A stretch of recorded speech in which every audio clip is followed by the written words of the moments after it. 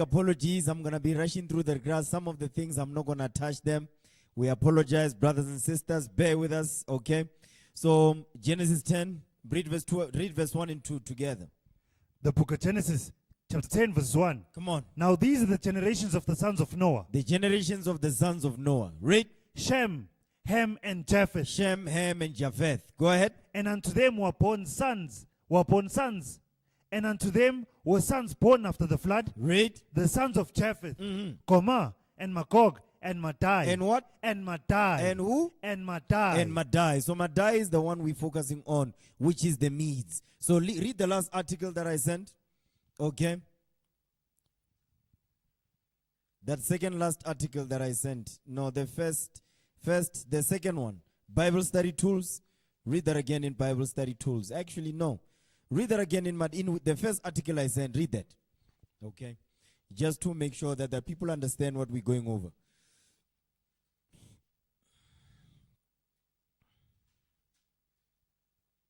Yeah, Madai, Wikipedia.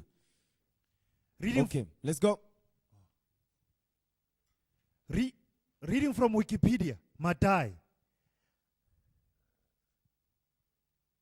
Madai, pronounced Madaj, Greek Medos, is the sons of Japheth and one of the 16 grandsons of Noah in the book of Genesis of the Hebrew Bible. Okay, come on, Associated Nations. Associated Nations, Medes and related Iranian nations. Biblical scholars have generally identified Madai with the Iranian Medes of much later records. Go ahead. The Medes, reckoned to be his offspring by Josephus and most subsequent writers, were also known as Madai, including in both Assyrian and Hebrew sources. Go ahead. Also linked with Madai is the Iranian city of Hamadan. So basically what we're going over is Madai is the Medes, which is the sons of Japheth. Okay? Now, give me the book of Daniel 8 verse 1. Daniel chapter 8 verse 1. Oh, praises to the Lord. Daniel 8 verse 1. Come on. Daniel, man. Give me that thing. Daniel 8 verse 1. The book of Daniel, chapter 8, verses 1. Read. In the 3rd year of the reign of King Belshazzar, a vision appeared unto me, even unto me, Daniel. Go ahead. After that which appeared unto me at the first. Read. And I saw in a vision, and it came to pass when I saw that I was in Shushan. I was in what? That I was at Shushan. I was at Shushan. So Shushan is Susa. Sometimes they call it Susa. Susa, Shushan, it's all the same. Come on. That I was at Shushan in the palace, which is in the province of Elam. Which is in the province of what now? Which is in the province of Elam. Which is in the province of Elam. Hold this. Give me Genesis 10. Genesis chapter 10. Genesis 10, read verse 21. The book of Genesis chapter 10, verses 21. Come on. And to Shem also, the father of all the children of Eber, the brother of Japheth, the elder. The brother of Japheth, the elder. Come on. Even to him were children born. Come on. The children of Shem, Elam. You see that? So Elam is a Shemite. Elam is Shemitic. Okay, come on. And Ashur. And Ashur. And Aphaxad. This is Assyria. Go ahead. And Lud. And Aram. Arameans. Go ahead. And the children of Aram, Uz and Hul and Ketha and Mash. Go ahead. And Aphaxad begets Salah. And Salah begat Eber. Now this is the lineage that God has chosen. You understand? Aphaxad. Out of all the children of Shem, the Most High God of heaven and earth, he chose Aphaxad. He's our great-great-great-grandfather. Okay? So now, go back to Daniel now. Daniel 8 verse 2 again. The book of Daniel, chapter 8 verses 2. Read. And I saw in a vision, and it came to pass, when I saw that I was at Shushan in the palace, Read. which is in the province of Elam. And I saw in a vision, and I was by the river of Ulai. Go ahead. Then I lifted up mine eyes. Actually, before you go there, read verse 2 again.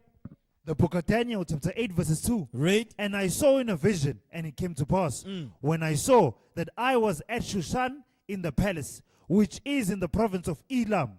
And I saw in a vision, and I was by the river of Ulai. Now stop right there. Give me Esther 1 and 1. Give me the book of Esther, chapter 1 and 1. We coming back, yeah? Esther 1 and 1.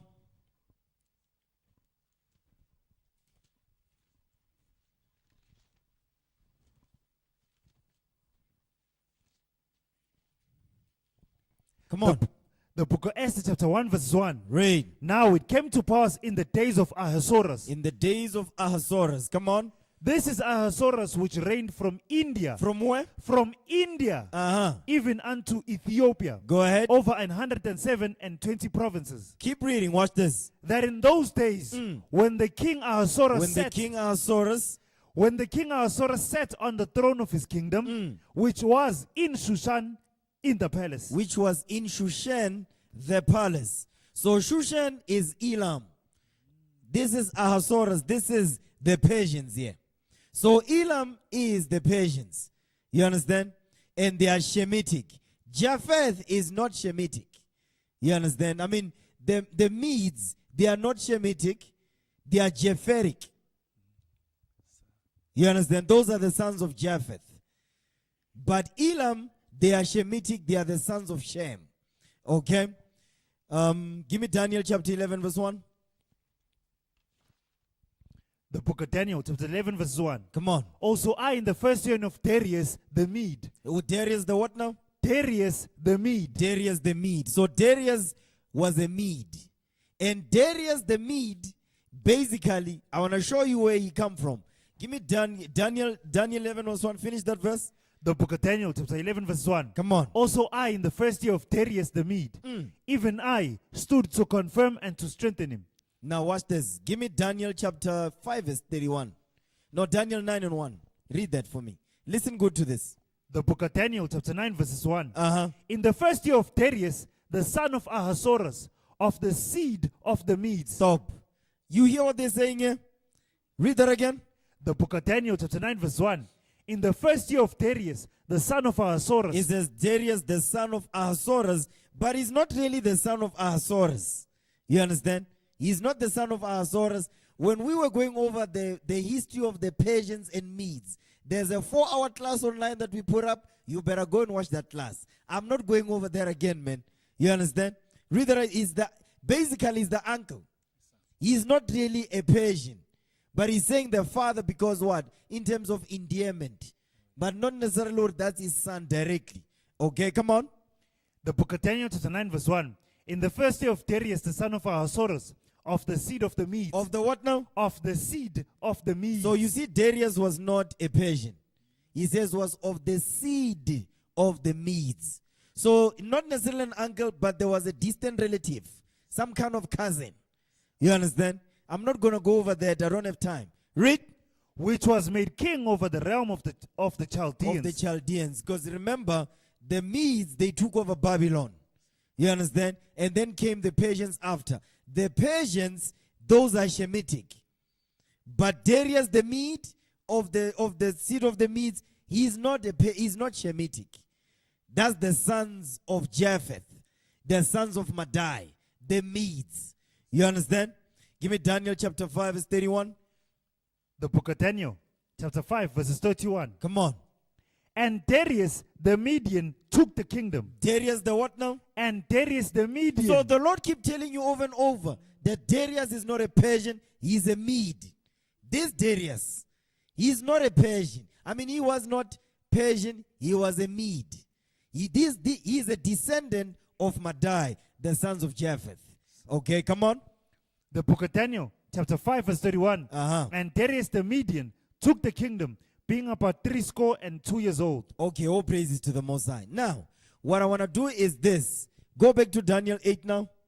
Daniel chapter 8. I wanted to go over the ram and all that. I'm not touching that. Watch your last week's class when we're going over the bear in the eagle's shadow. Okay? So I'm going to skip that. I wanted to touch on it, but for the sake of time, I'm not touching that.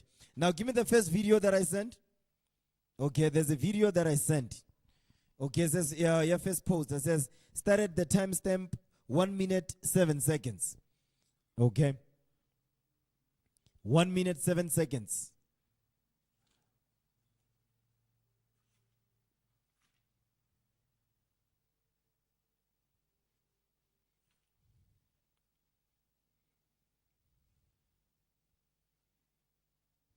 You got it?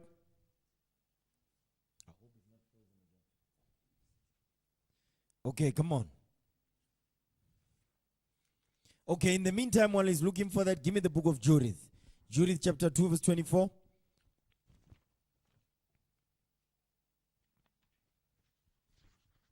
Now, this is when Nebuchadnezzar was taking over, right? But watch this. The book of Judith, chapter 2, verses 24. Then he went over Euphrates and went through Mesopotamia. And Mesopotamia. Come on, read that again, verse 24. the book of Judith, chapter 2, verse 24. Read. Then he went over Euphrates and went through Mesopotamia and destroyed all the high cities that were upon the river Arponia till he come to the sea. Come on. And he took the borders of Cilicia. Cilicia. This is now Greece. He took the borders of Cilicia. Read. And he took the borders of Cilicia and killed all that resisted him. And he killed all that resisted him. Come on. And came to the borders of Japheth. He did what now? And came to the borders of He Japheth, came to the borders of Japheth. Read. which were toward the south, over against Arabia. Stop right there. So you see who specific neighbors of Japheth are? He's not all Shem. Very specific Shemites that are the neighbors of Japheth. This is Arabia. Okay? Read that again. Verse 25. The book of Judith, chapter 2, verses 25. And he took the borders of Cilicia and killed all that resisted him, and came to the borders of Japheth, which were toward the south, over against Arabia. Over against Arabia. That's it on that. Give me Genesis 25 verse 12. Genesis 25 verse 12. You got the video? Yeah, play the video.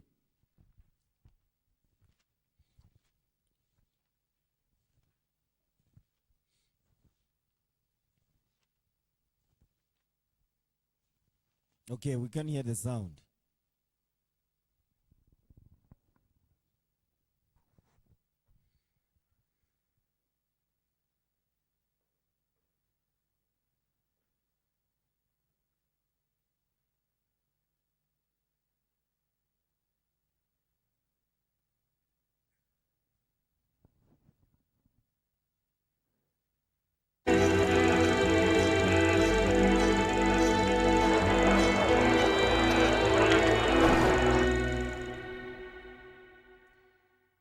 The year was 2016. Indian Prime Minister Narendra Modi visited Iran, his first trip to the country as pause. Prime The Minister. video is And there he no, the talked sound- about the sound is dosti.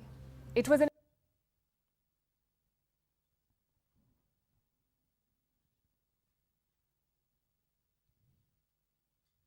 Okay, let's go off the video.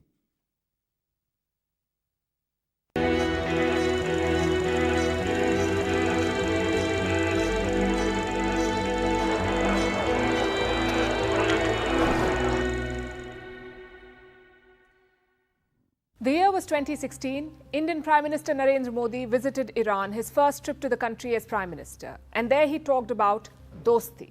It was an interesting choice of word. Dosti means friendship in Hindi. Dost means friend in Farsi. That's the language spoken in Iran. It tells you how similar the two cultures are. But similarity does not guarantee a lot. The proof is what happened the next year. In 2017, Iran's supreme leader was delivering his annual Eid address. He spoke about Islamic struggles worldwide, and among them, he named Kashmir. He said Iran should help Muslims in Kashmir fight off the oppressors. Not very dost-like, was it?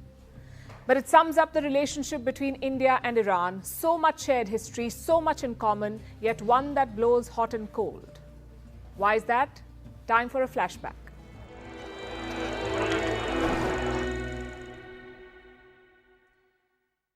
Let's go as far back as possible.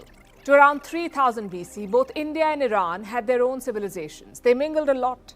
In northwest India, you had the... There's only one word I'm looking for in there. There's a word I'm looking for what she said. Yeah, play that again. Listen good. their own civilizations. They mingled a lot. In northwest... Stop right there. They did what now? Go back. Some more. Yeah. To around play it again. 3000 BC, both India and Iran had their own civilizations. They mingled a lot. Yeah. That part right there. It says India and Iran, they mingled a lot. They mingled a lot. So that's why when you look at the Persians, you look at the Medes, they almost look similar. You would actually think these are the same people, the exact same, because they mingled a lot. So that's why you would confuse the Persians and the Medes. But the Medes, they come from Japheth. The Persians, they come from Shem, Elam. You understand? But they mingled a lot. You understand? So go back to Daniel chapter 9 verse 1. Read that again. That's all I wanted. You can take that off the screen. Daniel chapter 9 verse 1. Read that again. The book of Daniel, chapter 9, verses 1. Come on. In the first year of Darius, the son of Ahasuerus, of the seed of the Medes, Of the seed of the Medes. You see that? Go ahead. which was made king over the realm of the Chaldeans. He was made king over the realm of the Chaldeans. So, but what you're noticing here is as in the first year of Darius, the son of Ahasuerus. So why is there saying the son of Ahasuerus of the seed of the Medes? You see the level of mingling they had? Listen, look at the type of relationship they had one with another. Read that again. Push it up a bit, the volume. The book of Daniel, chapter 9, verse 1. Come on. In the first year of Darius, the son of Ahasuerus. Okay, of- come on. of wait, this- wait, the sound is uneven. Not that one. This mic.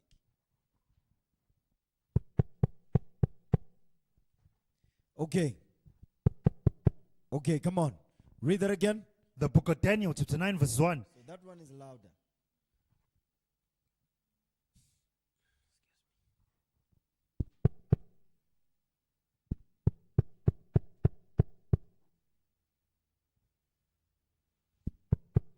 Not sure what's going on this day. Okay, read that again. The book of Daniel, chapter 9, verses 1. Read. In the first year of Darius, the son of Ahasuerus, of the seed of the Medes.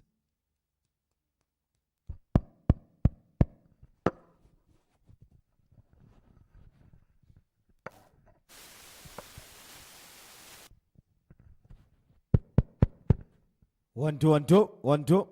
This is a terrible mic. 1, 2, 1, 2. It's not so good. It's too loud though. Yo, today, brothers. What's going on, man?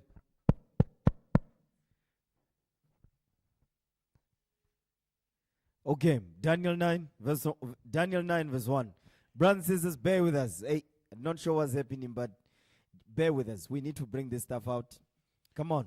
The book of Daniel, chapter 9, verses 1. Go ahead. In the first year of Darius, the son of Ahasuerus, The son of Ahasuerus, read. of the seed of the Medes, Of the seed of the Medes. which was made king over the realm of the Chaldeans. Now go back to Esther 1 and 1. Esther chapter 1 verse 1. Read that again. I want you to read that again. So now what we read in Daniel 9 verse 1. You see the type of relationship that the Medes and Ahasuerus, which is the king of the Persians, the type of relationship they had. Darius was even called the son of Ahasuerus. Okay. Now go back. The book of Esther, chapter 1, verses 1. Read. Now it came to pass in the days of Ahasuerus. This is Ahasuerus, This is Ahasuerus. Come on. which reigned from India. From where? From India. From where? From India. From India. This is the Persians. Go ahead. From India even unto Ethiopia, over 127 provinces. Go ahead.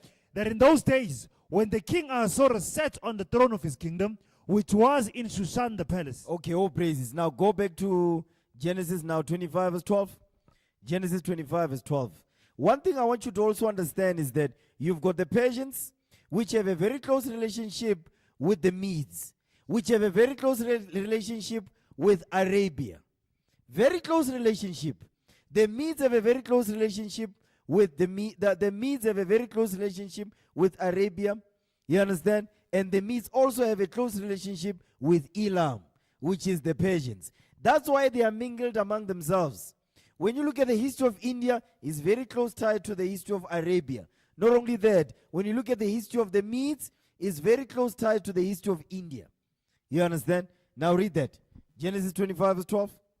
The book of Genesis, chapter 25, verse 12. Come on. Now these are the generations of Ishmael, Abraham's son, whom Hagar the Egyptian, Sarah's handmaid, bare unto Abraham.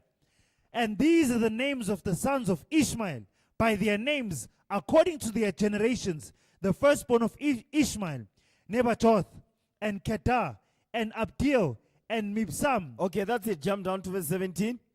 The book of Genesis chapter 25 verse 17. Come on. And these are the years of the life of Ishmael, and 137 years. And he gave up the ghost and died, and was gathered unto his people. He was gathered unto his people. Come on.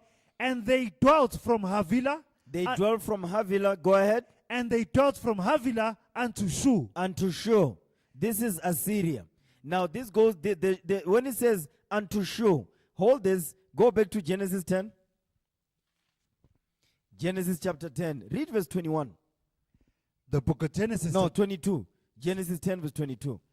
The book of Genesis chapter 10 verse 22. The children of Shem, Elam, and Ashu. And what? And Ashu. So Ashu is Shu. Ashu is Shu. This goes into what? The history of the Assyrians. That also ties in with the history of the Arabs or Arabia. Okay, come on. The children of Shem, Elam, and Ashu, and Arphaxad, and Lud, and Aram. Okay, now go back to Genesis 25. The book of Genesis chapter 25 verse 18. Come on. And they dwelt from Havilah unto Shu, that is before Egypt, as thou goest towards Assyria. As thou goest towards Assyria. This is now the Assyrian Empire. Go ahead. And he died in the presence of all his brethren. You see, that's it right there. And he died in the presence of all his brethren. His brethren is also making reference to Shu, the people that stayed in Havilah, and the Assyrians. So they are all mingled one with another. So when you talk about the Assyrians, they all tie back to Elam, the Medes, the Persians. You understand? And the Arabs. They are all related somehow, because they mingle one with another. When you look at the people of Ethiopia, look at how they look. Look at the people of India, how they look. You understand? That's why when we read in Esther 1 and 1, it says from India even unto Ethiopia. You understand? Because they were all mingled among those 127 provinces. Okay? Genesis 16 verse 11. The book of Genesis chapter 16 verse 11. Read. And the angel of the Lord said unto her, Behold, thou art with child, and shall bear a son, and shall call his name Ishmael. Come on. Because the Lord hath heard thy affliction. Read. And he will be a wild man. This is Ishmael now. It says Ishmael will be a wild man. So now, you remember that I said, give me the video of Donald Trump going over the Arab countries. The reason why because ask yourself, why is America so obsessed with the Arab nations not having nuclear bombs? Why are they so obsessed with that? They are very obsessed with that. You understand?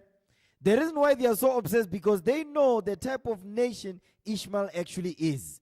So that's why now they've been conquering them. They've been they've been doing regime changes in the Arab world. But there's one that's left who does not want that. Iran. Iran is not playing ball. Iran doesn't want a regime change. You understand? When they want a regime change, because they want a leader they can control. They cannot control Ayatollah. They can't. They couldn't control Qasem Soleimani. They couldn't. You understand? But they are able to control the Saudi prince because they are covetous. Because if you look at Saudi Arabia, right, you think you are in America, the way they behave. They behave like they are actually in the West. They don't identify themselves with their brethren. Okay? Now finish that verse 12. The book of Genesis, chapter 16, verses 12. Come on. And he will be a wild man. He says he's going to be a wild man. Come on, brothers.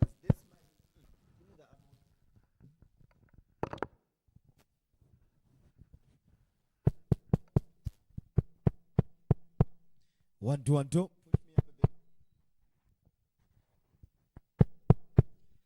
Okay, better, much better. Okay, come on. Read that again. Genesis 16, read verse 12.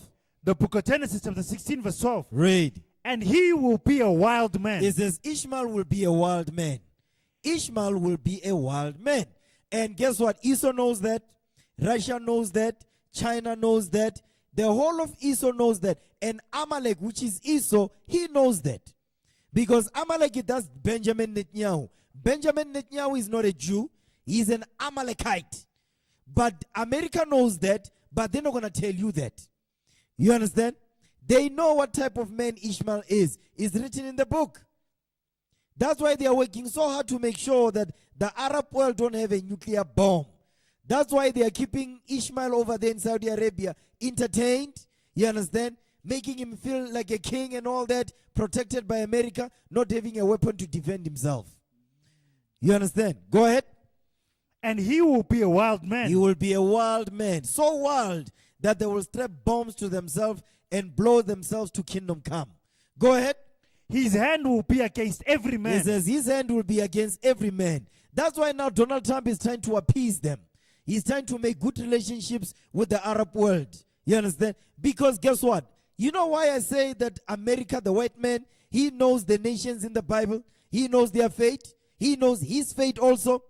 That's why the white man is able to do this. Why do you think the white man is able to? Give me that in Proverbs 30 verse 6. I'm going to show you something, man.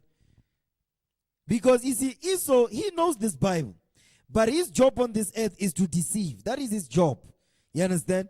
Even if the white man can say, I want to be good. 2 minutes later, the Lord will reset his spirit. He will be as evil because that's how he was made to be.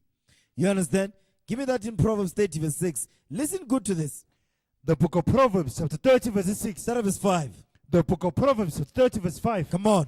Every word of God is pure. That's it. Every word of God is pure. That's why whenever you hear the word, you even hear black people be saying, no, the Bible is contradictions. Not Negro, you are a contradiction. You understand? The word of the Lord is pure.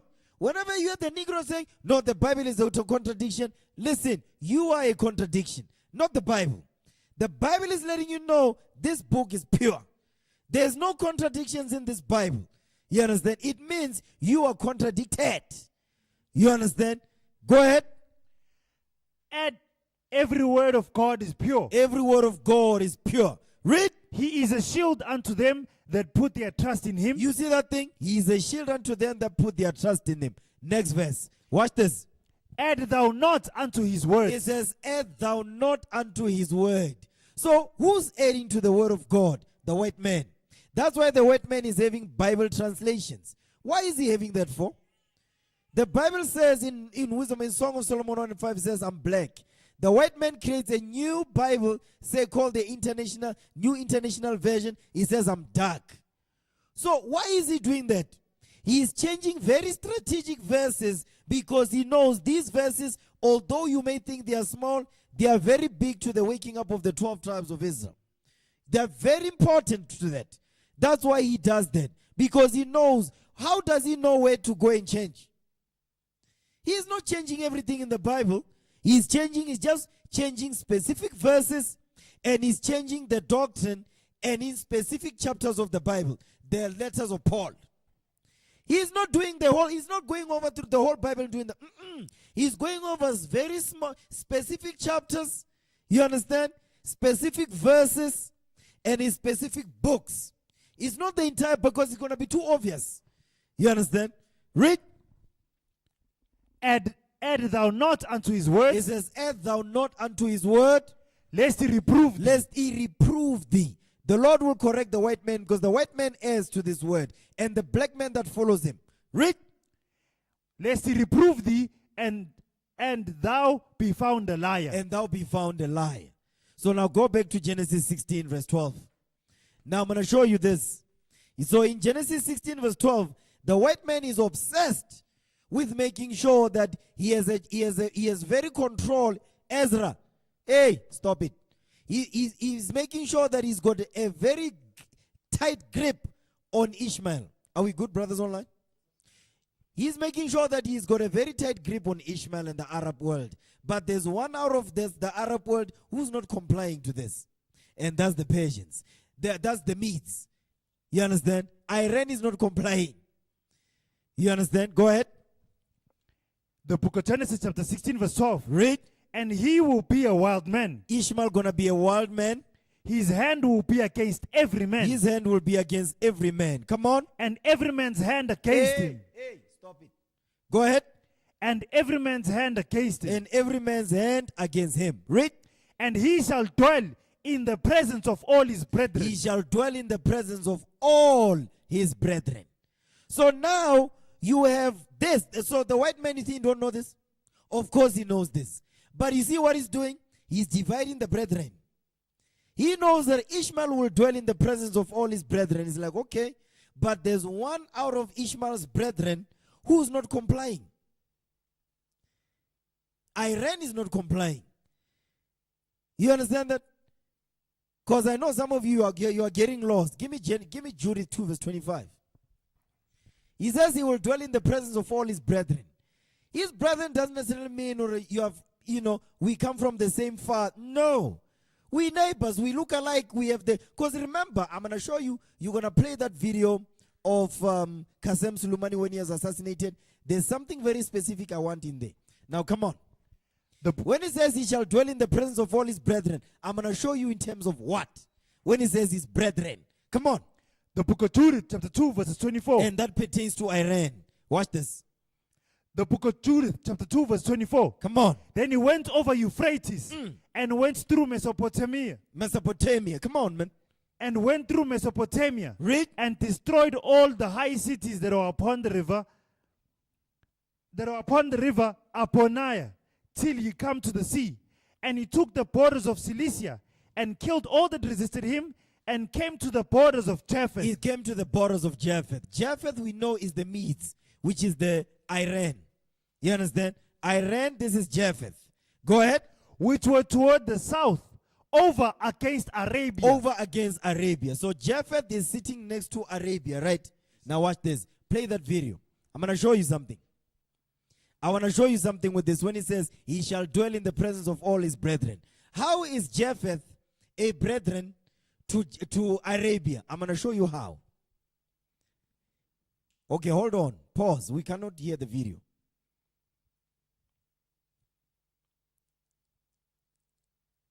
Okay, we good? Yeah. They'll put the disclaimer on.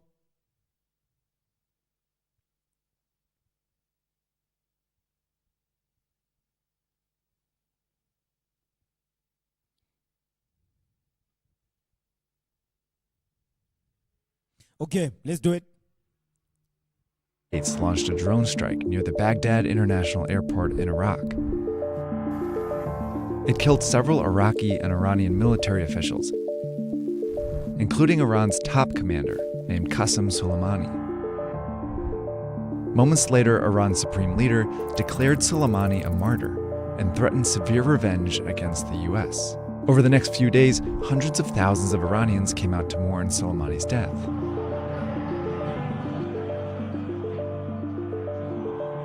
But Iran wasn't the only place where people took to the streets.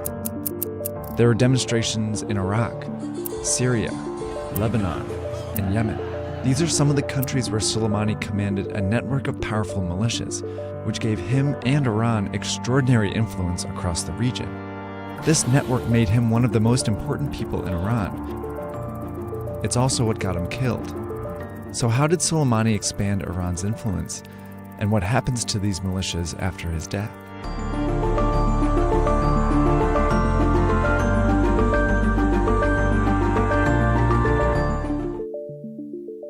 It all began with Iran's Islamic Revolution. In 1979, a cleric named Ayatollah Khomeini led a popular movement that toppled Iran's monarch and established the Islamic Republic of Iran. This new regime Pause right there. Now you see that thing is the Islamic Republic of Iran. This is post-1979, right? Go ahead. Wanted to export their revolution, and that threatened countries all over the Middle East. Iran was also the first Shia government that billed itself as the preeminent leader of the Muslim world. Pause right That there. especially Pause it. What did it say? Go back a little bit.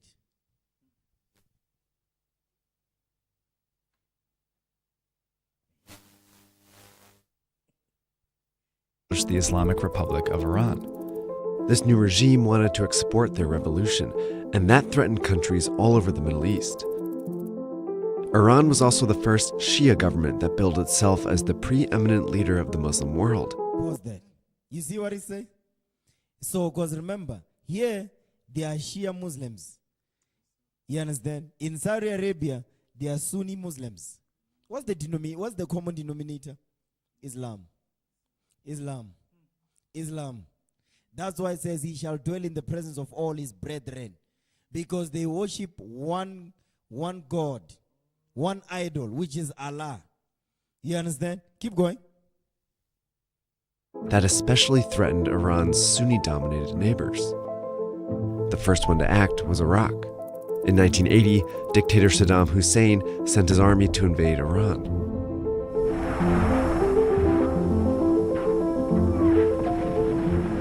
Other countries that felt threatened by Iran supported him.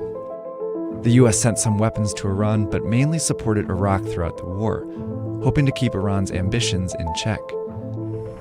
The war carried on for 8 years and nearly 1 million died. During that time, Iran was devastated and surrounded by enemies. So it devised a strategy to spread its ideology and fight its enemies covertly at the same time. But it first needed a security force to find groups to partner with outside of Iran's borders. So in the 80s, it put together an elite unit of soldiers and spies called the Quds Force. They became part of Iran's Islamic Revolutionary Guard Corps, a branch of the military that answered directly to Iran's supreme leader. Okay, Next. that. So we're going to come back to this. So what I want to show you is that they have one common religion, which is Islam. You understand? So now, read that again in Genesis 16 verse 12. You can take that off the screen.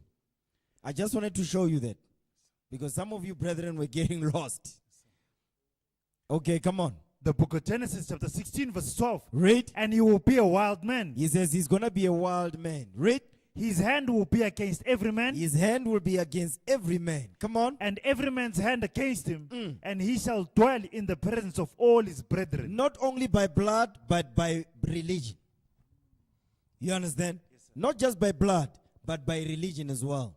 Islam. Okay? So there are Shias in Japheth. Japheth is a Shia Muslim. The Arabs, Ishmael on the other hand, he is a Sunni Muslim. You understand? So, but Iran positioned themselves as the supreme in terms of in the Muslim world. So the Saudis now, they have a tiff with that. So America is using that tiff also to separate them, to say, no, don't worry. You better than your brethren. You understand? And therefore, they think they're better. Now play that video of 60 minutes. The Saudi prince who was being interviewed. Yeah, watch this. Because they think they're better than their brethren. Watch this. By religion. Now watch this thing. Come on.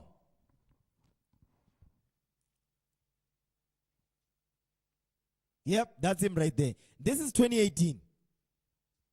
I believe this is 2018. Listen good.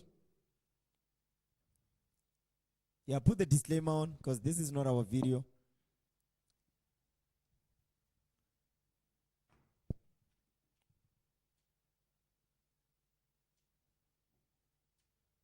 Yeah, come on. But I've play. seen that you called the Ayatollah Khamenei the new Hitler of the Middle East. Absolutely. Here is a video, an interesting video, of Saudi Crown Prince Mohammed bin Salman. What year did you say this was from? So this is 2018. I think this will really, 2019, sorry. I think this will really help frame the show today. Saudi Crown Prince Mohammed bin Salman talking about what the Ayatollah's intentions are. And this is why you can see a new Middle East is on the horizon, because we've basically taken out the really bad actor here. Listen to this. Iran is not a rival to Saudi Arabia. Its army is not among the top 5 armies in the Muslim world. The Saudi economy is larger than the Iranian economy. Iran is far from being equal to Saudi Arabia. But I've seen that you called the Ayatollah Khamenei the new Hitler of the Middle East. Absolutely. Why? Because he wants to expand. He wants to create his own project in the Middle East, very much like Hitler, who wanted to expand at the time. Many countries around the world and in Europe did not realize how dangerous Hitler was until what happened. I don't want to see the same events happening in the Middle East. Does Saudi Arabia need nuclear weapons to counter Iran? Saudi Arabia does not want to acquire any nuclear bomb. But without a doubt, if Iran developed a nuclear bomb, we will follow suit as soon as possible. Okay, so this is about. That's it. I don't want to hear this Edomite speak. Now, you see what's happening here? So already the Saudi prince in his mind, he's better than Iran. So, but who's boosting him to say all these things? Actually, he's got America behind him. That's why he's saying if Iran builds a nuclear weapon, they're gonna do it immediately. Do you think America is gonna allow them to do it? No. America is not gonna allow Saudi Arabia to build a nuclear weapon. You know why? Genesis 16, verse 12 again. They're not gonna allow them to do that, man. The book of Genesis chapter 16 verse 12. Watch this. And he will be a wild man. Exactly, because they know him. They know him. Why do you think America is keeping them in check? They know him. Read. And he will be a wild man. You will be a wild man. Come on. His hand will be against every man. Okay, the scripture is not on the screen here. Read that again. Come on. The book of Genesis chapter 16 verse 12. Read. And he will be a wild man. You will be a wild man. You see that? Because guess what? Esau knows that. America knows that. Read. His hand will be against every man. His hand will be against every man. Read. And every man's hand against him. And he shall dwell in the presence of all his brethren. That's it. So right now it's like you basically have in Christianity where you've got all these different denominations and whatnot. Yes. So in the Muslim world you have something similar. You've got Sunni Muslims, you've got Shia Muslims. And the Shias, they are the ones that started this thing. They established themselves as the top. And then Saudi Arabia is like, no. But America is backing them up. So they think they're better. So guess who's motivating them to build a nuclear weapon? Iran. They say they will build it. Who's going to allow them to do that? America is not going to allow them to do that. You understand? Because they are keeping them in check. They want a regime change in Iran. You understand? Okay. Now, give me the book. I'm going to switch gears now. Give me the book of Genesis, Genesis 36 and 1.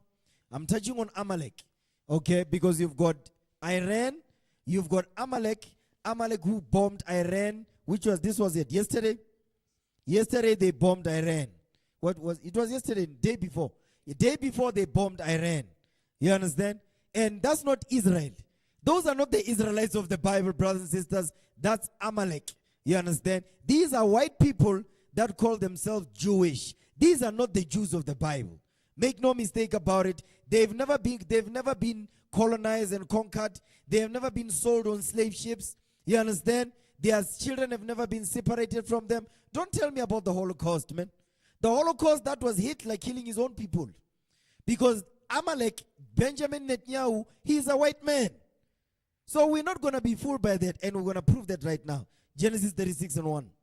Read that.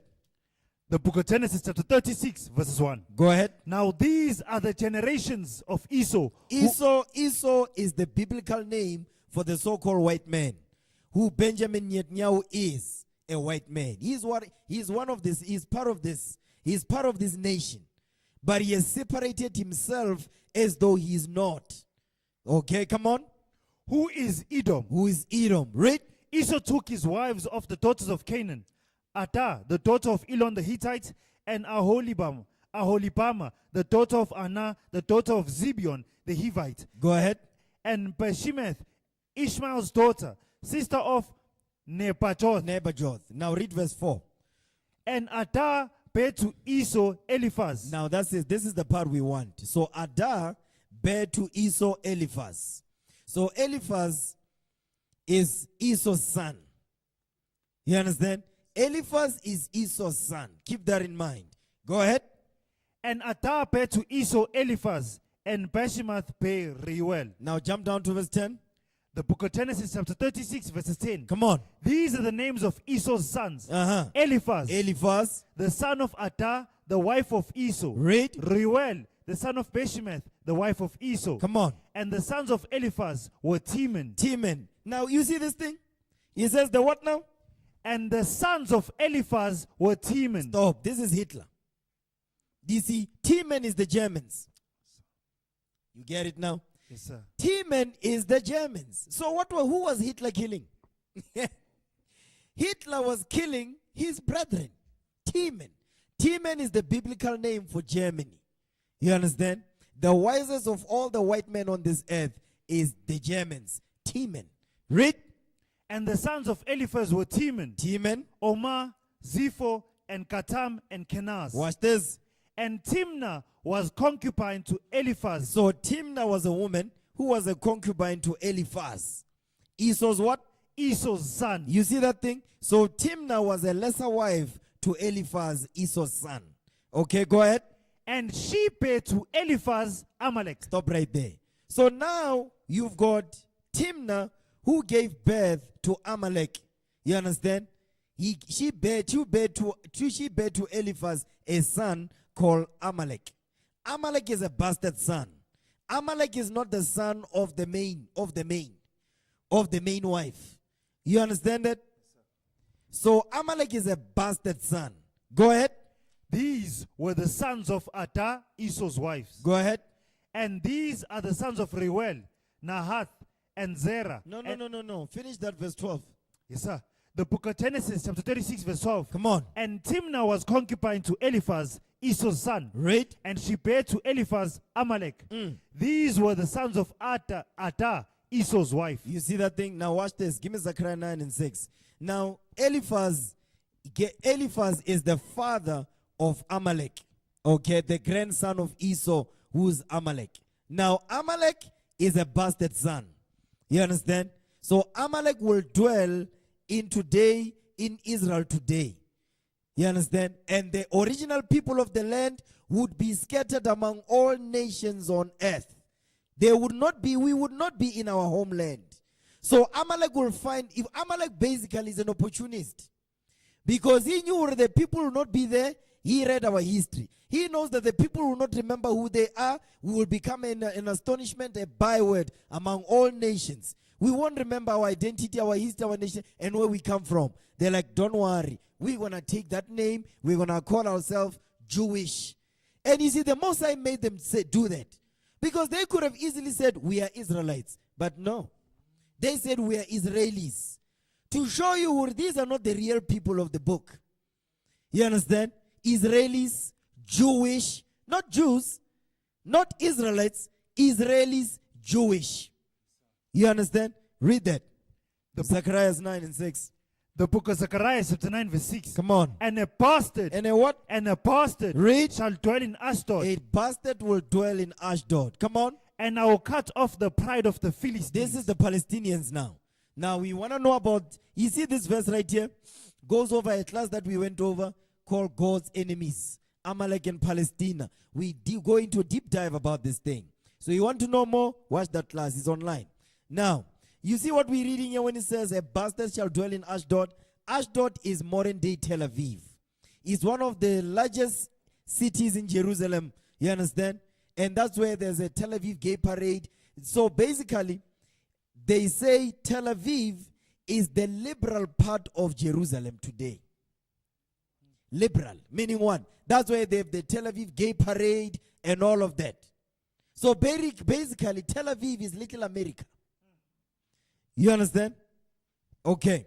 So when it says it's the liberal part of Jerusalem, you know what that means?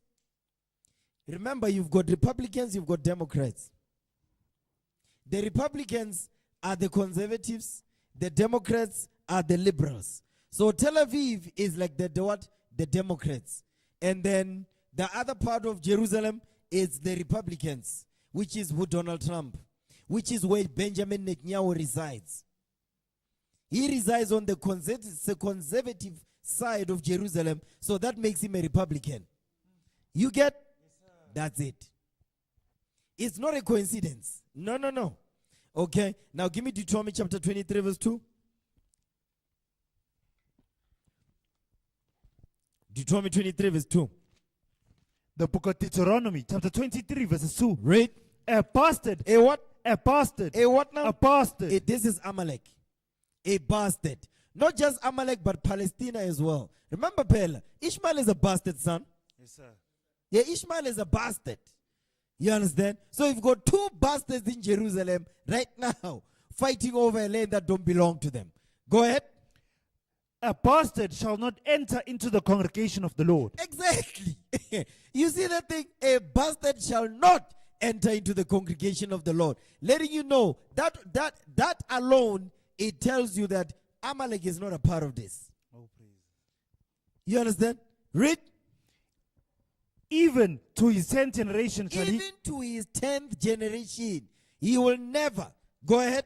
shall he not enter into the congregation of the Lord. He's not going to enter into the congregation of the Lord, even to his 10th generation. You understand? So when they say they are the people of the book, the Bible don't say that. The book don't say that. Because yesterday Benjamin Netanyahu, he quoted the Bible, which is not in the book. He says, yeah, the Bible even says, or when an enemy attacks you, when an enemy attacks you, you must fight back. I'm like, what verse is that? Because Iran didn't attack them. They provoked Iran. Iran didn't attack them, Pell. I'm like, to show you, Rory, he's not even the people of the book. He can't even quote the book. You understand? Man, give me the book of Revelation 2 verse 9. Because the people that are in Jerusalem today, this is what God calls them. Those are not the people of the book, brothers and sisters. Understand that. Those are the people that stole our history. They stole our land. Basically, they are pushing deception upon this earth. You understand? Now read that. The book of Revelation chapter 2 verse 9. Come on. I know thy works and tribulation and poverty. He knows our works, our tribulation, and our poverty. This is Christ speaking. Come on. But thou art rich. But we are rich because the whole planet Earth, by the way, the whole earth was given to our forefather Adam.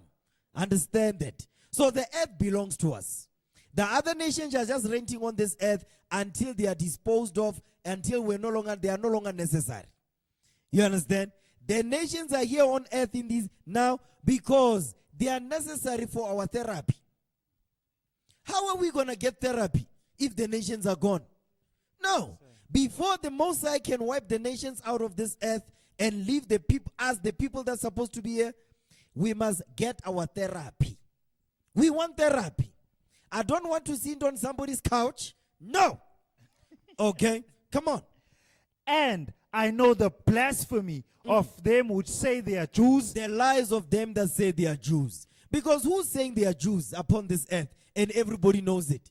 Benjamin Netanyahu and his people. Not only that, but America that protects them. And everybody else. Because if you look at the news media, the crazy part about it is that the news channels, because if you look at the news are divided amongst Democrats and Republicans. You understand? Yes, sir. You've seen that, ne? Yes, sir. Or when you look at CNBC, they are Democrats. When you look at Fox News, they are Republicans. Yes, Fox News, they are Republicans. They be pushing the news that favor Donald Trump. When you look at CNBC, MSNBC, they push the news that favor Governor Newsom, Joe Biden. That's what they push. They put that's the news. So when you watch CNBC, you must know that you're watching Democrat news. When you watch Fox News, you're watching Republicans. But guess what? These are all two feathers of the same bird. Whoever you listen to, you're listening to the same people. Doesn't matter. It's the same. They are all the same. Good cop and bad cop. Okay, come on. Like Donald Trump and Netanyahu are playing now. Donald Trump says we're not responsible for help for Israel bombing Iran. And then Benjamin Netanyahu says, no. Guess what? This is Operation Rising Lion, something like that. You understand? That's an eagle, man. That's a dragon. Oh, go to talk about a lion. You understand? But they are playing good cop. But there's no way that Amalek can do that, can launch that attack and sustain it by themselves. They need America. Every year, America gives Amalek 4 billion, 40 billion, 20 billion. The number is fluctuating, but it's in the billions every year. What for?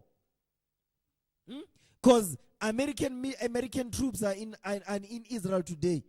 To do what? What are they there for? Come on, man. Read that. Finish that verse. The book of Revelation chapter 2 verse 9. Read. I know thy works I know thy works, and tribulation and poverty. Come on. But thou art rich. but we are rich. Come on. And I know the blasphemy of them which say they are Jews and are not, Come on. but are the synagogue of Satan. But these are the synagogue of Satan. So Benjamin Netanyahu, synagogues of Satan. Okay, give me Titus 1 verse 14. Titus 1 verse 14. Read that for me. The book of Titus chapter 1 verse 14. Come on. Not giving heed to Jewish fables. So brothers and sisters, do not give heed to Jewish fables. So Benjamin Netanyahu is not a Jew. When they tell you no, they are the people of the book and America pushing the same thing, news media organization pushing the same thing, those are Jewish fables. The Lord says, don't give heed to Jewish fables. Go ahead. Not giving heed to Jewish fables and commandments of men. Exactly, because these are not the commandments of the Most High. It's not written in the Bible that Benjamin Netanyahu is a Jew.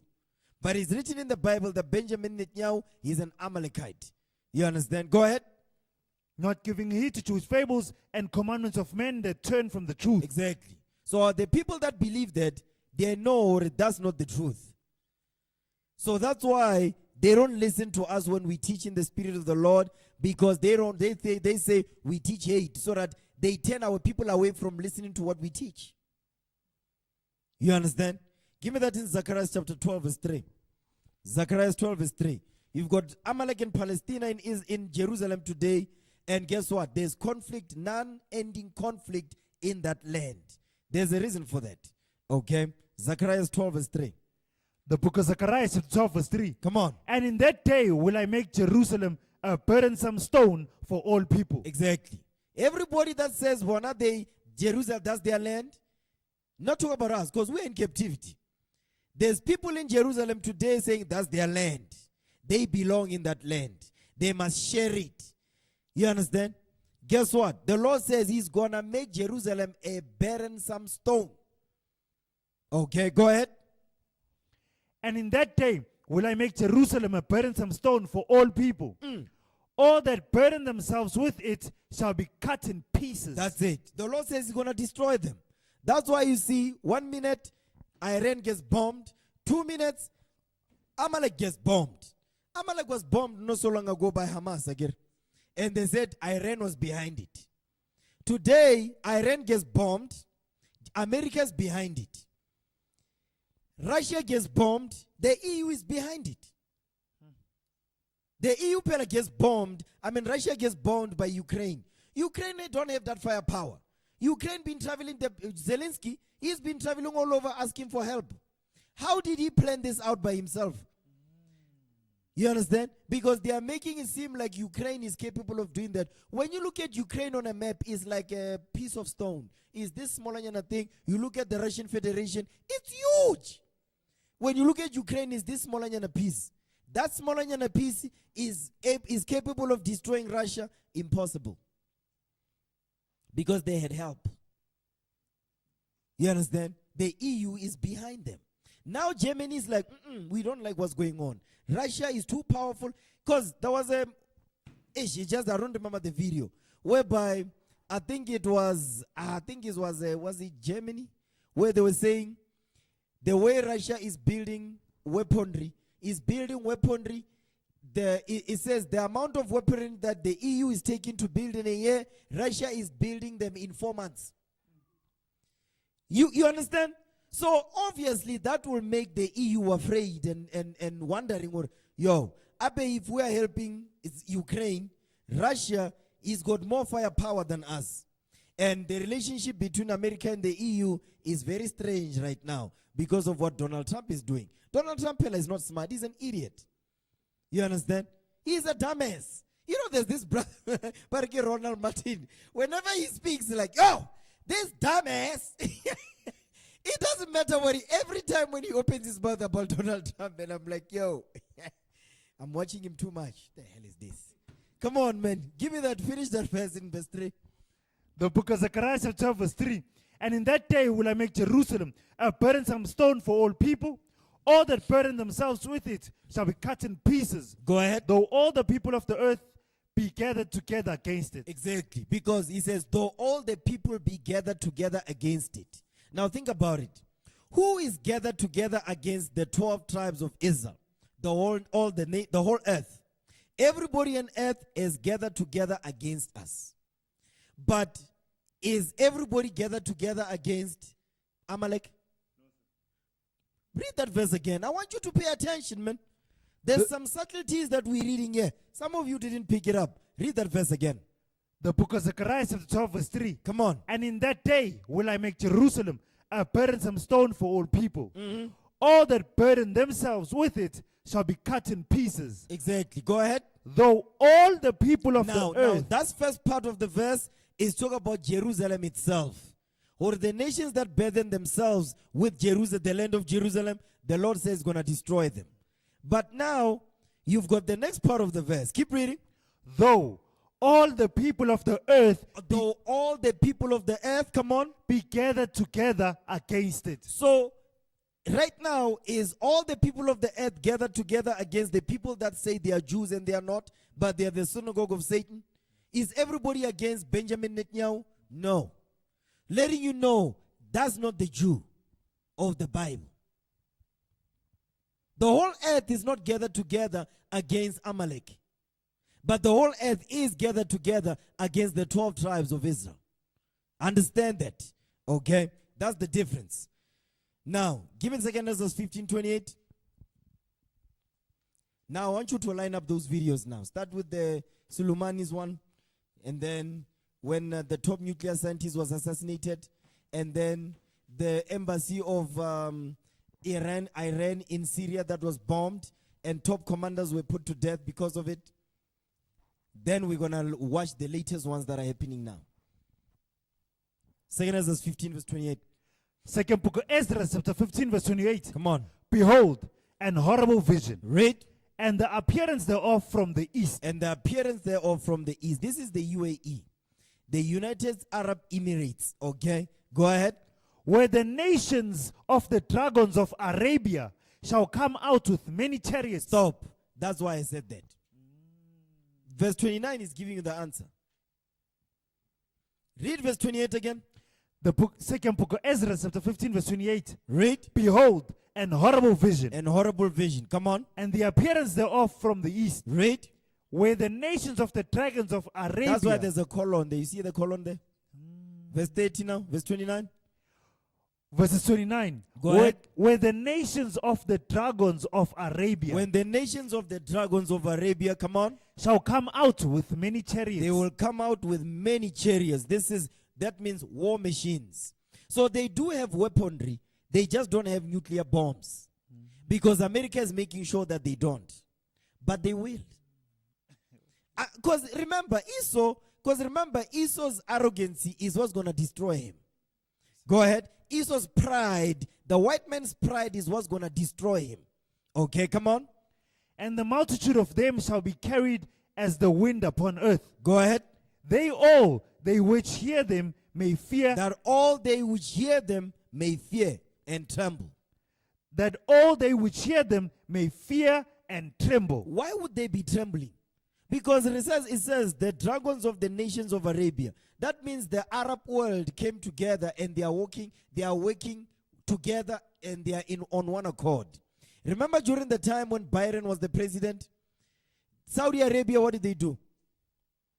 They put America out of OPEC. They were pricing America out of OPEC. And that was not a good look for America. You understand? Read, because they worked together. So much so that even China came.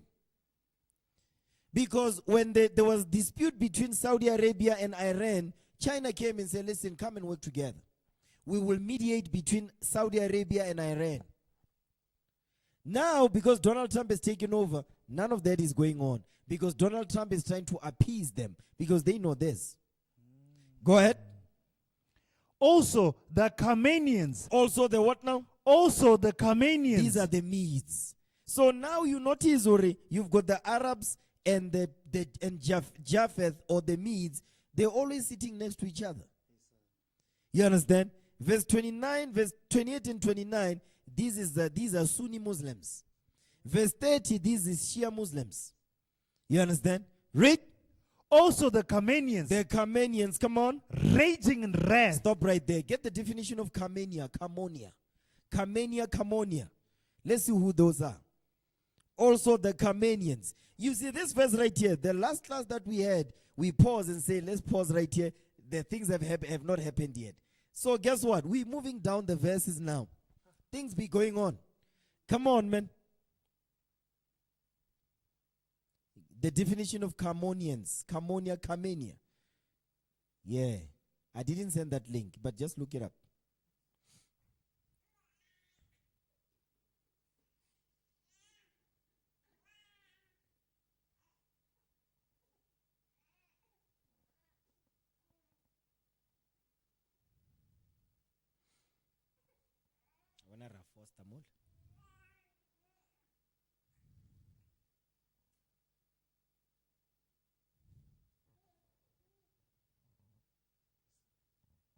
Did you find it? Okay, yeah, read that. The definition of the word Kamenia.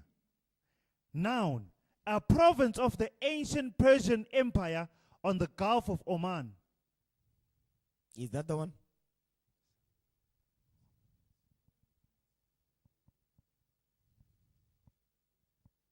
No, man, find the one that we used. Because sometimes the scholars will mingle the Persians and the Medians as one. Because the Persians took over the Media Empire. So you understand? So they became the Persians. So the people of Iran, they are also sometimes referred to as the Persians. Because they were taken over by Persia. You understand?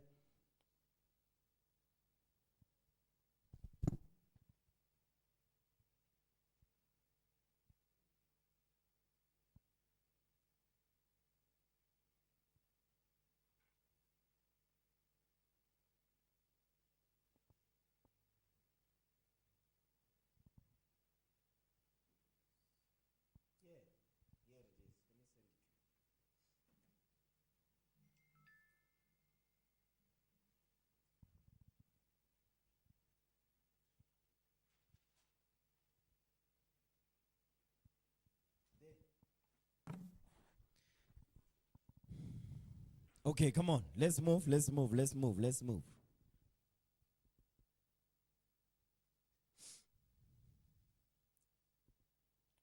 Yeah, read that.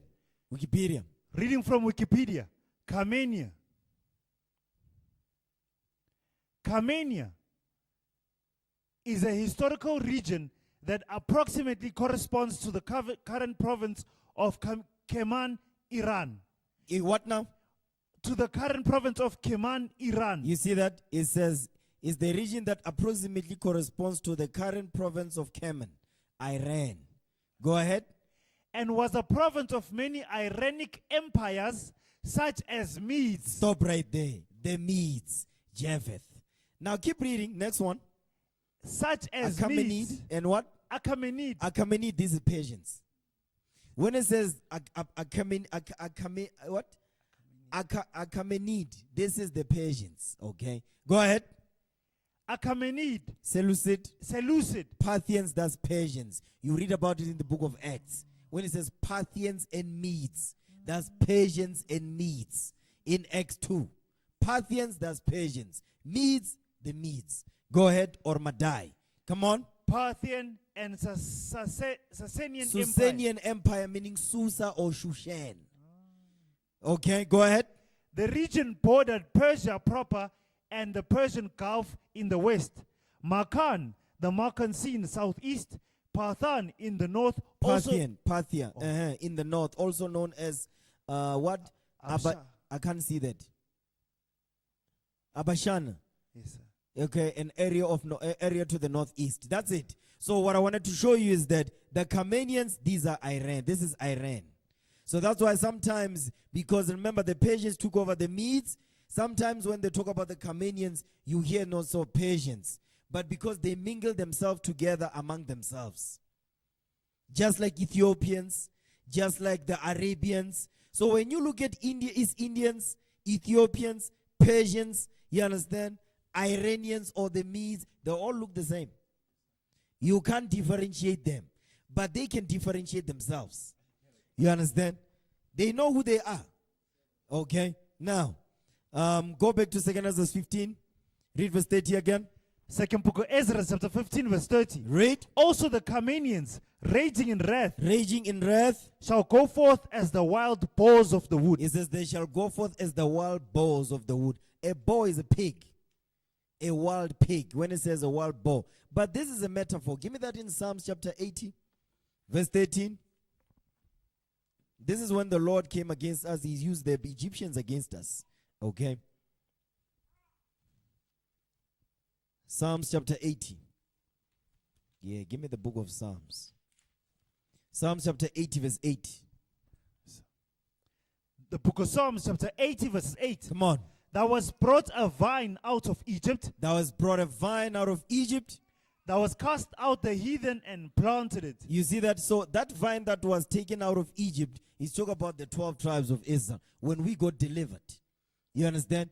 But we came out of Egypt as slaves because we were oppressed under the Egyptians. You understand that? Yes, Jump down to verse 12. Verse 12. Why hast thou then broken down the hedges? Why hast thou then broken down her hedges? Read that correctly. Come on. The book of Psalms, chapter 80, verse 12. Read. Why hast thou then broken down her hedges, Read. so that all they which pass by the way do pluck her? Because the nations are plucking us now. Everybody just comes and pluck. Go ahead. The boar out of the wood doth waste it, Exactly. He says the boar out of the wood does waste it. Go ahead. and the wild beast of the field doth devour it. Exactly. And this wild beast of the field talk about the white man. He's the wild beast of the field. He's the one that is plaguing us. He's the one that comes out as a wild boar of the wood. So that's a metaphor. You understand? Okay. Now go back. 2 Ezra 15. Second book of Ezra, chapter 15, verse 30. Read. Also the Canaanians, raging in wrath, This shall, is this is Iran. Okay. Read. raging in wrath, shall go forth as the wild boars of the wood, Read. and with great power shall they come, and join battle with them. They will join battle with the Arabians. They are brethren. You understand? They are because again they have one. They have one religion. That's Islam. So when he says surely in the presence of all his brethren, it's not just talk about inside by blood. Like, go ahead. And shall waste a portion of the land of the Assyrians. When he says they shall waste the portion of the land of the Assyrians, you notice already, Ishmael is not bombing Amalek right now. You notice that, right? He's very cozy in Saudi Arabia. He's basically enjoying himself. The rest of his brethren, they are catching hell and whatnot. But Yana is fine. You understand? But they are fine. That's why they can even go as far as to say, or Ayatollah is Hitler. Because life is good. Even Trump was saying he loves the Saudi prince too much. He says, I love you too much. I'm like, wow. But we see that he says they're going to work together. They tried to work together when Hamas attacked. When Hamas attacked Amalek, they they're working together, and then out of nowhere, they're no longer working together. Everybody's over there, everybody's over there. You understand? But the time will come when they will work together, because they have to be enraged. They were enraged when Soleimani was killed, was assassinated via a drone strike. They were enraged when Moshe Fakhrizadeh was assassinated, the top nuclear scientist. They were enraged when the embassy in Syria was bombed. They were enraged. Not only that, now they are enraged now that Amalek has bombed and attacked them they say no, they've got nuclear capability. They says Iran is building nuclear capability. Now, play the video that don't play the one of Qasem Soleimani. We played that. Actually, yeah, play it. Don't start from the beginning. Start from where we ended off. I want to jump over to the current news now of what's happening. I don't have time. And also, if you It can, needed find an a video opportunity where to Donald Trump unleash says this he force. cannot allow Iran to have a nuclear weapon. It's a short clip. Find that, brothers. Also help him find it and send it to him. Yeah, play that. Come on. Keep playing. This is what will enrage the Khameneans. Part of Iran's Islamic Revolutionary Guard Corps, a branch of the military that answered directly to Iran's supreme leader. Next, it needed an opportunity to unleash this force, and it found one in Lebanon.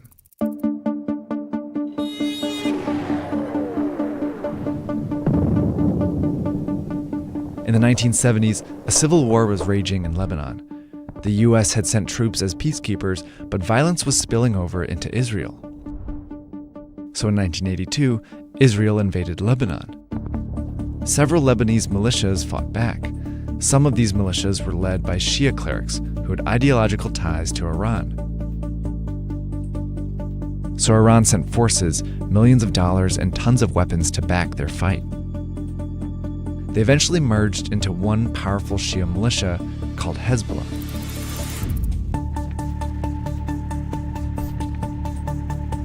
They attacked Israeli soldiers in Lebanon and launched rockets over the border into Israel. Hezbollah even bombed the US embassy and barracks, killing 304 people. Pause. You see, that's why they want Iran to have a nuclear bomb. You see, they're not playing ball. You see what? That's why the US has a serious grudge against Iran, because Iran is out of all of them. You see what Iran is doing? Iran is not pretending. They don't want to be westernized. They don't care. They are very focused on who the Lord made them to be. You understand? Go ahead. Eventually, Hezbollah succeeded. The US troops left Lebanon in 1984, and Israel pulled out in 2000. Iran's dual strategy had worked.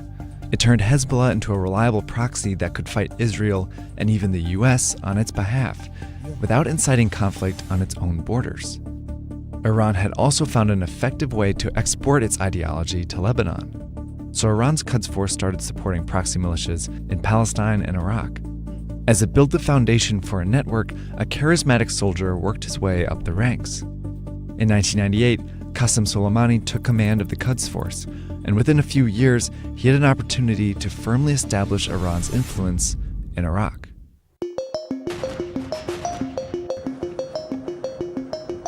In 2003, the US invaded and toppled Saddam Hussein and his Sunni-dominated regime. This created a power vacuum in Iraq, which was quickly filled by Shias. Pause. So, because we short for time. Remember that interview that we were looking at of the Saudi prince at 60 Minutes? Did you hear what he said about Iran? What Ayatollah is doing? He says he's expanding. He says Ayatollah is expanding, and that's the problem. So that's why they very against Iran, and America is the one that's pushing them to say, no, you good. Look at you, but your brother over there is not so good. Because you see what he's doing? They are expanding. Because America comes and the peacekeepers, they find the Quds Force over there by Iran. So Iran is a problem to the US. That's why they want a regime change. They want a regime change in Iran so that they can sit comfortably. But that's not going to happen, is it? You understand? It's not going to happen. They're not going to control the entire Arab world, man. That's not going to happen. You understand? Go ahead. Soleimani used this opportunity to continue to back Shia militias here, growing his network into a powerful force that fought against the US and other Iraqis. It turned into one of the most violent periods in Iraq's troubled history. Thousands of civilians died, many at the hands of Soleimani's Iraqi militias. But eventually, a Shia-dominated government took control of Iraq. Soleimani had managed to solidify Iran's influence in Iraq when another opportunity arose, this time in Syria. Pause. So now you've got this guy. Pause the video. You see why America would have a problem with this guy? I bet this guy born. Iraq is over there. Syria is over there. Lebanon is over there. You understand? So now he's going, and America's word, they are over there. He's like, no. You're going to find the Shia militias over there. They're going to be pushing Shia Muslim doctrine. Not only that, but they're going to be establishing Iran's presence in those areas. So the Saudi prince, Saudi Arabia, they have a problem with this. You understand? So did you find that video that said they can't have a nuclear bomb? Play it. Because this is, I want to deal with this.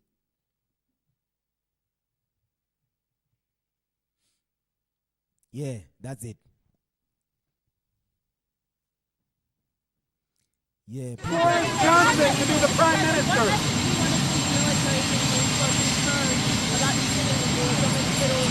Well, I think it's going to be very good in the Middle East. Iran has been they stage terror all over the world. They're a much different country now than when I first got here. When I first got here, they were at 14 different locations fighting. Right now, I don't think. Let's find the one that is more clear. Because now the helicopter is drowning him out. I'm sure there's another one, man.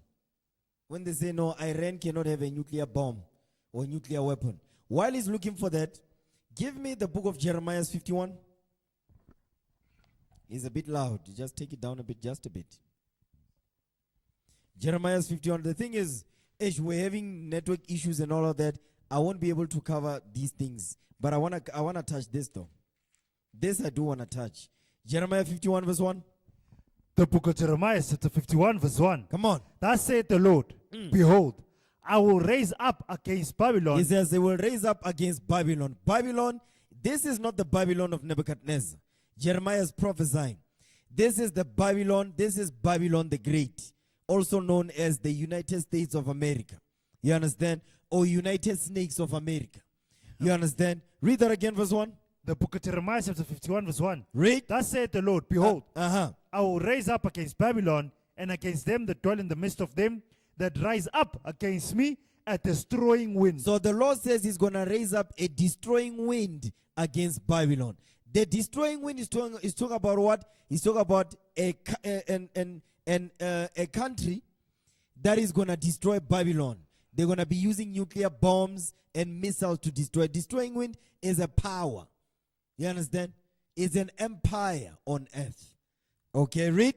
And I will send unto Babylon fanners. So these fanners is this destroying wind.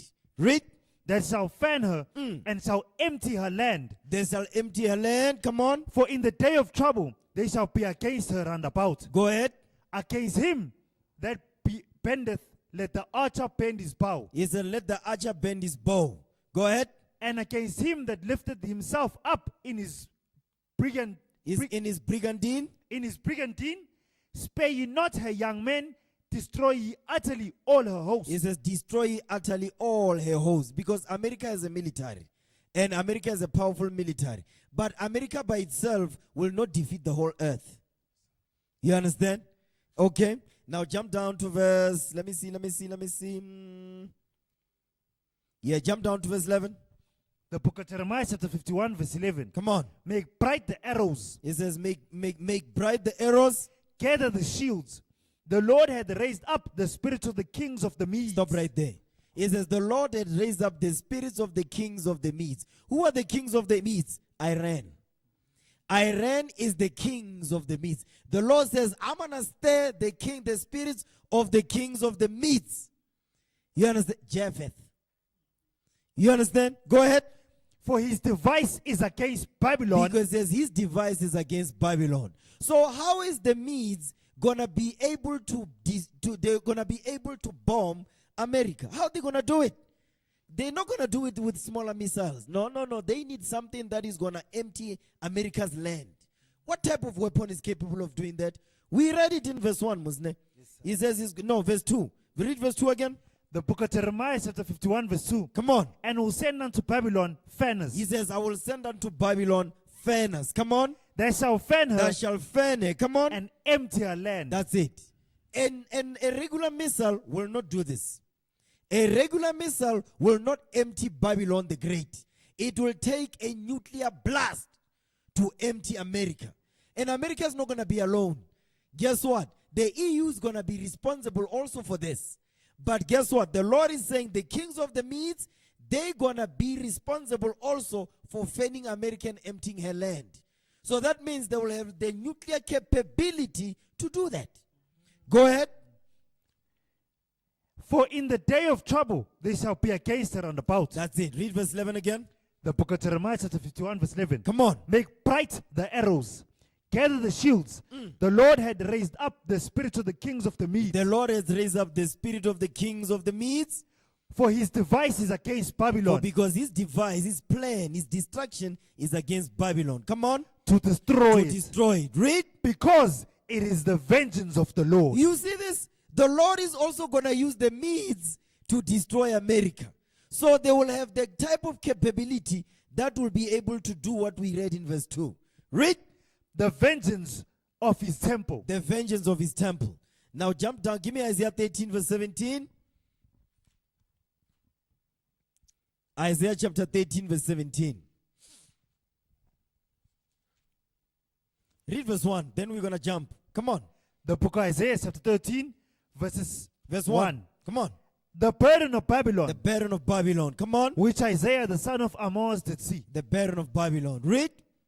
Remember, the burden of one of Babylon's burden is Jerusalem. We read it in Zechariah 12. Come on. The book of Isaiah, chapter 13, verses 9. Behold, No. Verse 13. excuse me, sir. Verse 17. Verse 17. Excuse me, sir. The book of Isaiah, chapter 13, verses 17. Go ahead. Behold, I will stir up the Medes against them. That's it. The Lord says he's going to stir up the Medes against Babylon in verse 1. So in order for the Lord to stir up the spirits of the kings of the Medes will have capability to do it. That's why America, of all the Arab world, they are so obsessed with Iran. Why? Because the white man knows this. But remember, Esau is this Bible. The Donald Trump has advisors. So now Amalek also knows, or if Amalek was the Jew as he claims he is, he wouldn't be worried. Yes, sir. Why is he so concerned about Iran? If he was the real Jew, he wouldn't be worried to be like, oh no, but we're going to get delivered. We're not worried about this. This has nothing to do with us. But he's so worried. He's even more worried than us. He's worried about Iran because he knows he's not a Jew. You understand? He's an imposter. Okay, come on. Verse 17. The book of Isaiah, chapter 13, verse 17.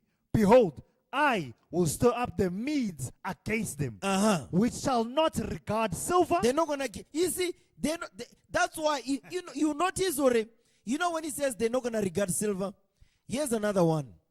America has been putting sanctions upon Iran for years. So now even the news media, they are saying, no, Iran is stuck in a paradox. To fight back or to protect the city because the economy is destroyed. Because they say Iran's economy is in the toilet. So now they must protect whatever is left or launch an attack against Amalek. So, but the Lord is telling you here, he says they're not going to regard the what? Because for all the years that America put sanctions on Iran, Iran would have long gone to America to beg them to lift the sanctions. They haven't done it. They haven't. They have not done it. You understand? I saw Ramaphosa trying to grow some stones. He talk about he wants to make a deal with Iran. Jiki, where was he at? In America, begging Trump. You understand? Come on, man. Okay, let me take that back. He tried to gather some strength, you see, to go there. Come on, read verse 17. The book of Isaiah, 13, verse 17. Come on. Behold, I will stir up the Medes against them. He says, I'm going to stir up the Medes against them, which shall not regard silver. That's it. He says they're not going to regard silver. They would have long gone to beg America for that. They didn't. Read. And as for gold, they shall not delight in it. Exactly, because meaning you're not going to bribe them. The same way America bribed the Saudi, Iran is not going to be bribed. They are not being bribed because that means Saudi Arabia, their moves are what? Their ways are movable. But Iran is not. They are committed fully to Islam. You understand? Go ahead. Their bows also shall dash the young men to pieces. Read. And they shall have no pity on the fruit of the womb. There's some They- echo going on. Come on, brothers. We're almost done. But let's fix this up. You got it? Come on. Read. The book of Isaiah, chapter 13, verses 18. Come on. Their bows also shall dash the young men to pieces, and they shall have no pity on the fruit of the womb. He says they will have no pity on the fruit of the womb. Because why? America does not have pity. Amalek does. When he says Amalek, we mean America. When we mean America, we mean Amalek because they are all the same. Go ahead. Their eyes shall not spare. When you listen to Jeffrey Sachs, he actually gives a very clear understanding on that. I don't have time to go over that. Read. Their bows also shall dash the young men to pieces, and they shall have no pity on the fruit of the womb. Come on. Their eyes shall not spare children. Watch this. Next verse. Now, this is the part. Remember, who's responsible for verse 19? Is the Medes. Read verse 19. Come on. The book of Isaiah, chapter 13, verse 19. Come on. And Babylon, the glory of kingdoms, Uh-huh. the beauty of the Chaldees' excellency, shall be as when God overthrew Sodom and Gomorrah. Who's the Lord using to do this? What type of weapon is capable of? You see, we always read verse 19. We don't go over. Today I'm going over the context. So you understand. Who's responsible for doing this? What type of weapon is capable of doing this? Fire and brimstone. That's a nuclear bomb. So Donald Trump is dreaming. You understand? He's in a fairy world, this one. Now play the video. Donald Trump is a dreamist, man.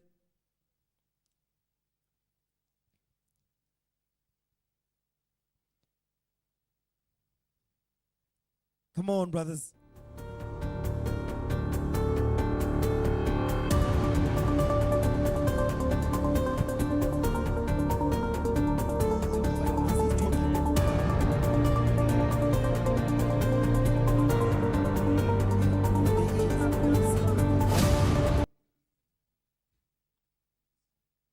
No, but I sent it, man. I even commented on it. It's on the group, brothers. It's on the group. I sent it.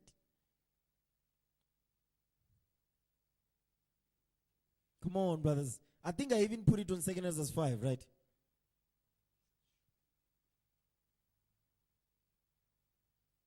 And I mentioned the word fairy tale in there. Yeah.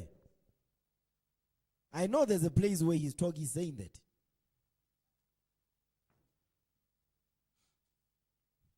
Read verse 19 again while they're looking for this.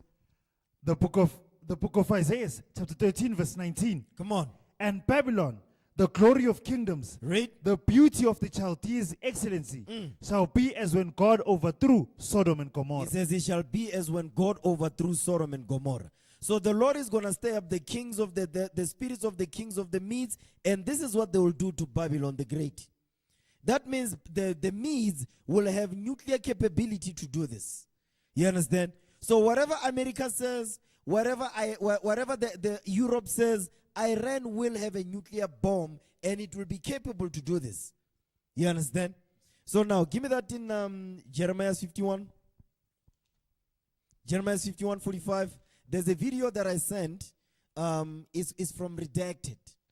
When Scott Ritter was commenting. Do you have it? Play it. There's a word he's using there. Read that in Jeremiah 51 verse 45. The book of Jeremiah. Chapter 50 verse 45. Excuse me, sir. The book of Jeremiah, chapter 50 verse 45. Come on. Therefore, hear ye the counsel of the Lord, that he hath taken against Babylon. That he had taken against Babylon. Come on. And his purposes that he hath purposed against the land of the Chaldeans. The land of the Chaldeans that we read in Isaiah 13 verse 19. Read. Surely the least of the flock shall draw them out. What is the word he's using? Surely the least of the flock shall draw them out. You know why it's called the least of the flock? They are in our land today calling themselves the Jews of the Bible. There's only one flock. Yes, sir. There's only one flock that the Lord is dealing with in the Bible. And that's the 12 tribes of Israel, the biblical Israelites. So Amalek is a least of the flock. He's a least. He is not the main flock. Yes, sir. Neither is he, because in Deuteronomy 23, he says a bastard will not enter into the congregation of the Lord. Yes, sir. You understand? Yes, sir. Now play that video, man. Finish that verse. The book of Jeremiah, chapter 50, verse 45. Go ahead. Therefore hear ye the counsel of the Lord, that he had taken against Babylon and his purposes, that he had purposed against the land of the Chaldeans. Surely the least of the flock shall draw them out. This is talk about Amalek. Amalek will draw America into war. But now you see that word he's using? He says, the least of the flock shall draw them out. Now play that video. Yes, Scott Ritter. It's unredacted. When I was listening, there's something he said there. Was it him? No, man. There's another one that I sent. I think it was Jeffrey Sachs. Yeah, I think it was Jeffrey Sachs. I sent it. It might have been last night. This one is talking about when America was saying they are not involved in Amalek bombing Iran. There's the one that I sent, man. I think it was yesterday. I sent it on Gideon. No, not that one. There's another one. Yeah, it wasn't on redacted. It was on. It's Jeffrey Sachs. Jeffrey Sachs was having an interview with this Edomite. It's last night I sent it, man.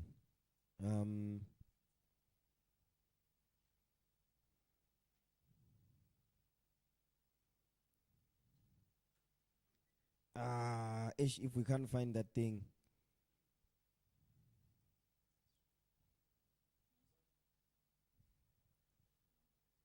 That one is on, I think that one is on the Scott Ritter channel. I think it's on his channel. This is where he's explaining that America is definitely involved. They planned it out.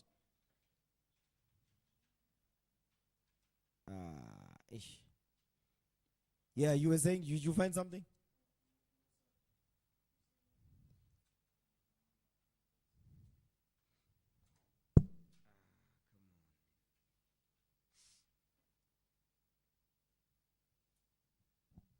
Did you find it? Yeah, look up Jeffrey Sachs regarding Iran and Amalek. Find that, Jeffrey Sachs. There's an interview he did. Jeffrey Sachs interview regarding Iran bombing Amalek bombing Iran. We must use biblical names, Pell. You understand? Is this Edomite's channel, man? He's going over this.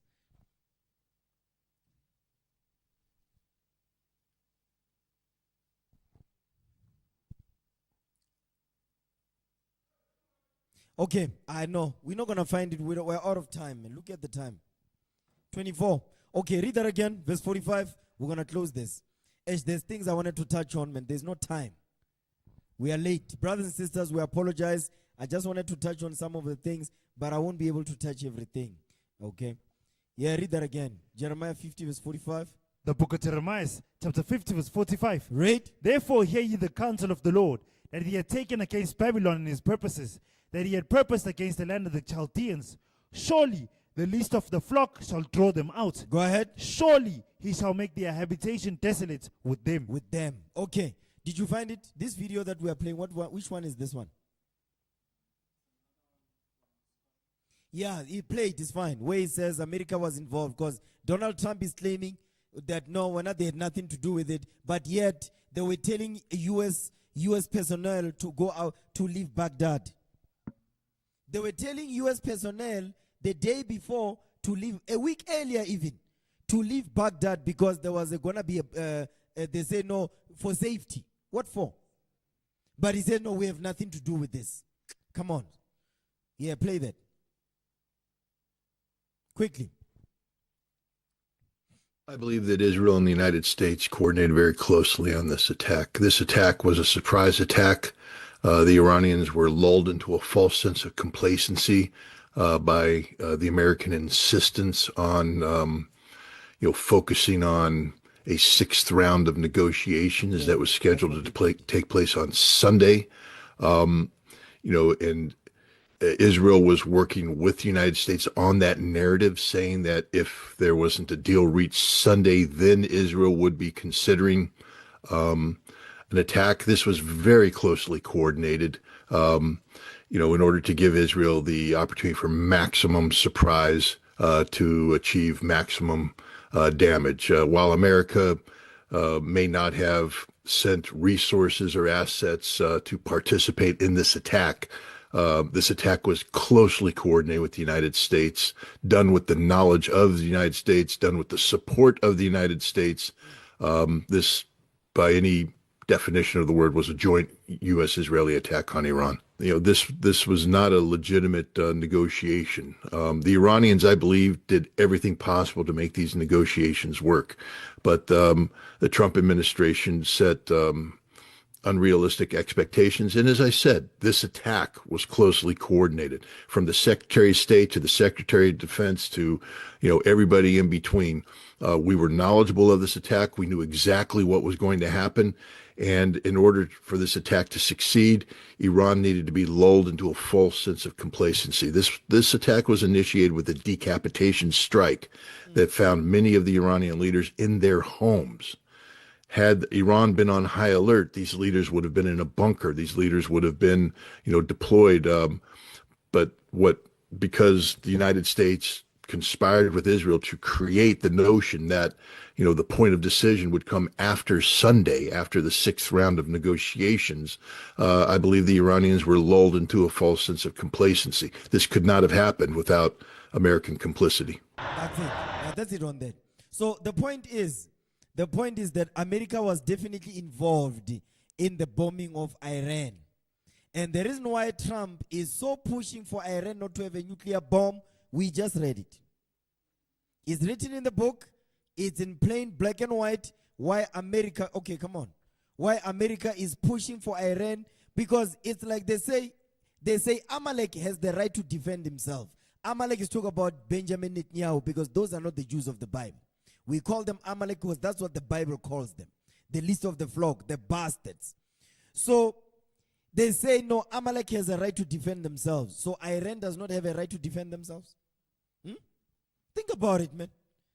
Iran has no right to defend themselves. And the reason why, listen, and we're not rooting for Iran. Don't get it twisted. We're not rooting for Iran. Give me that in 2 Ezra chapter 15. No, we want these nations to go to war with one another. Because some people might think, or how? Can't you are favoring Iran? No. We want the nations to go to war and bomb each other so we can get delivered. What are you talking about? We are not, no. Now read that in 2 Ezra 15 verse 20. Because somebody might be thinking, oh, they are rooting for Iran. No, we're going over the history, man. We're going over the history and showing what the scriptures are saying and who we're rooting for. We're rooting for the deliverance of the 12 tribes of Israel. That's it. Now read that verse 20. Second book of Ezra, chapter 15, verse 20. Come on. Behold, saith God, I will call together all the kings of the earth to reverence me. That's it. Come on. Which are from the rising of the sun. That's China. Read. From the south. From the south. Come on. From the east. Now you see this part right here. This going into the Saudis in verse 28. Read. And Libanus. And what one? And Libanus. And Libanus. This is Lebanon. Guess who's occupying Lebanon? Iran. Remember, Iran kicked America out.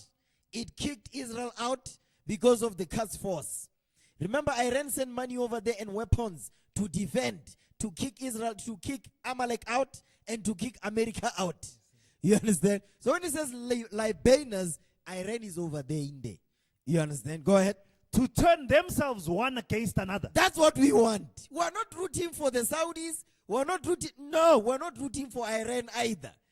We're rooting for what the Most High God is saying regarding our nation. Read. To turn themselves one against another. Exactly. Come on. And repay the things that they have done to them. The them is us. Because these nations, all these nations, including the Medes, they are responsible for, they also took part in our captivity. We went over there, the Persian Empire, the Medes, Darius the Mede, they were responsible for enslaving us. They also going to get their just reward. Understand that. Go ahead. Like as they do yet this day unto my chosen. You see? They are doing it unto this day. Read. So I will do also and recompense their bosom. Thus saith the Lord God. My right hand shall not spare the sinners. Now this goes into us, including also them, the Israelites that are sinning. Now look at Babylon the Great. You see what Issachar is doing? They are looting. They are burning cars and tires. They are entering into Apple stores. They even entered into a pharmacy taking medication. Are you crazy? Issachar in America. You see what's happening in Los Angeles? That thing is spreading into New York, Philadelphia, and all. Issachar be doing that. Because they are fighting against ICE agents, raiding them, say, are you here legally? If you are here legally, okay, that's fine. You are here illegally, you must go back. The Mosai says he will scatter us among all nations on earth, but he didn't say we must be lawless. He said we must keep the commandments. We must keep God's laws.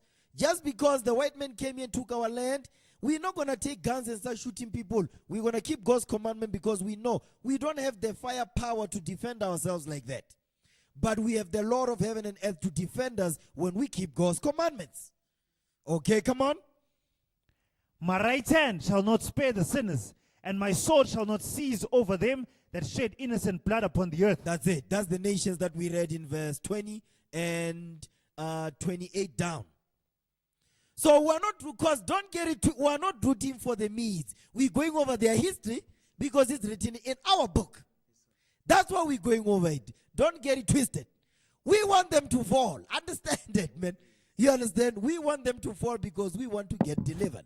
Brothers and sisters, listen, I wish I can go over more things, but I'm going to end the session right here. 32. Come on. Okay, brothers and sisters, with that, we're going to end the class. Lord's will, I can continue it. Oh, praise it to the Most High. Let's give the Lord a hand. All praises to the Most High, man. Hi, where is he? Wow! All praises. Come on.